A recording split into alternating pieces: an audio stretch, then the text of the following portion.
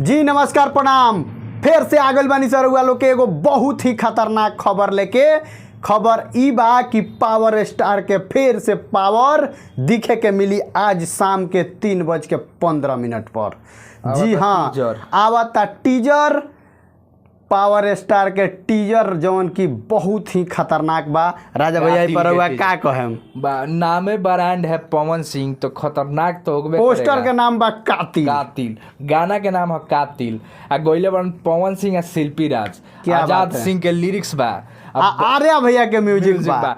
आ वीडियो तो सुने में आवता कि बाप रे भैया पोस्टर पर जौन हो बाउंसर के साथ है, माने भैया गजब के। हीरोइन के तो नामे नहीं खियाइल अभी तक ले। हीरोइन का जाने के बा एकदम कमाल धमाली गाना मचावे वाला बा। अगर शिल्पी राज गइले बड़ी तो हीरोइन तो पक्का है, लेकिन अभी हीरोइन का नाम नहीं रिवील हुआ है। आई शाम को जब टीजर आएगा तो माने हमरा लागत है कि कितना आदमी के बड़ा चक्कर ओकर आवे वाला बा। देखी भैया चक्कर में आइला की जरूरत नहीं है। टीजर आवता तो एकरा से कुछ सीखलू।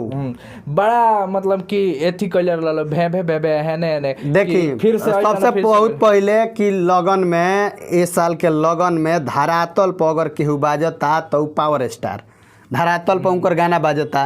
तो जब भाई गाना बाजता तो लोग के तो भाई होकबे करी। अब केहू के एको ना बाजे, केहू के सब गनवे बाजे तो दिक्कत बा। लेकिन पावर स्टार के ई गाना जौन आवता वो हमरा बुझाता जी सबसे टाइट होई, एकदम बवाल धमाल कमाल मोचे वाला बा।